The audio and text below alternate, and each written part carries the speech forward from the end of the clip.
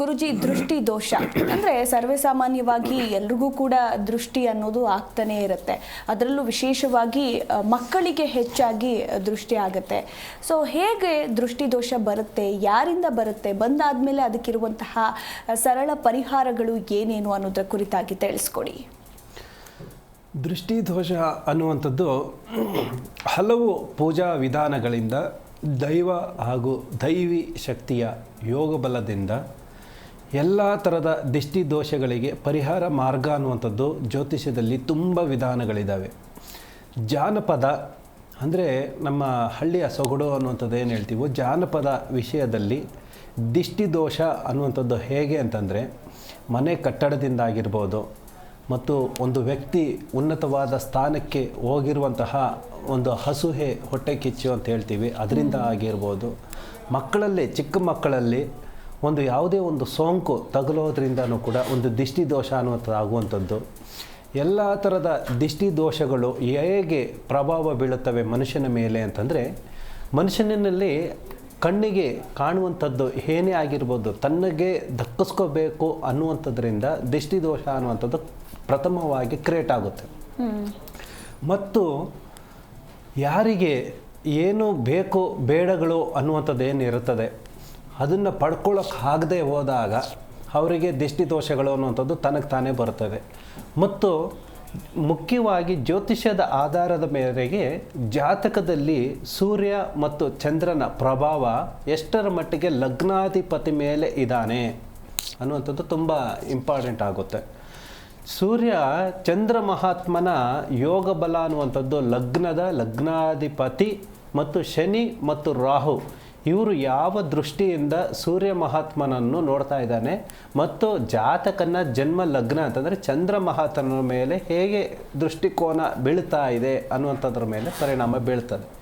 ಹೀಗೆ ಬಿದ್ದಾಗ ದೃಷ್ಟಿ ದೋಷ ಅನ್ನುವಂಥದ್ದು ತನಗೆ ತಾನೇ ತನ್ನಲ್ಲೇ ಉಟ್ಕೊಳ್ಳುವಂಥದ್ದು ಒಂದು ದೋಷ, ಒಂದು ಕ್ರಿಯೇಟಿವಿಟಿ ಅಂತ ಅನ್ಕೋಬೋದು. ಕ್ರಿಯೇಟಿವಿಟಿ ಅಂತಂದರೆ ಏನು ನಮ್ಮಲ್ಲಿ ಕ್ರಿಯೇಟಿವಿಟಿ ಇರುತ್ತೋ ಅದನ್ನು ನಶಿಸಿ ಹೋಗುವಂಥದ್ದೇ ದೃಷ್ಟಿ ದೋಷ ಅನ್ನುವಂಥದ್ದು.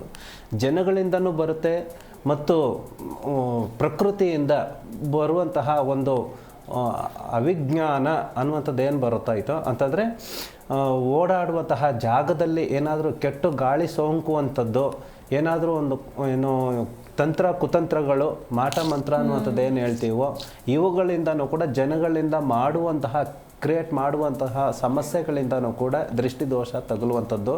ವಾಟೆವರ್ ಏನೇ ಆದ್ರೂ ಕೂಡ ದೃಷ್ಟಿ ದೋಷ ಅನ್ನೋದು ತಗುಲುವಂಥದ್ದು ಒಂದು ಅಸೂಹೆ, ಒಂದು ಹೊಟ್ಟೆ ಕಿಚ್ಚು, ಒಂದು ಹೀಗೋ ಅಂತೇಳಿ ಏನು ಹೇಳ್ತೀವೋ ಅದರಿಂದ ಏನು ದೃಷ್ಟಿ ದೋಷ ಅನ್ನುವಂಥದ್ದು ಪ್ರಥಮವಾಗಿ ಸ್ಟಾರ್ಟ್ ಆಗುತ್ತದೆ. ಜಿ ಕನ್ನಡ ನ್ಯೂಸ್ ಈಗ ನಿಮ್ಮ ಮನೆಯಲ್ಲೇ ನೋಡಿ, ಎಲ್ಲ ಕೇಬಲ್ಗಳಲ್ಲಿ ಈಗ ಲಭ್ಯ.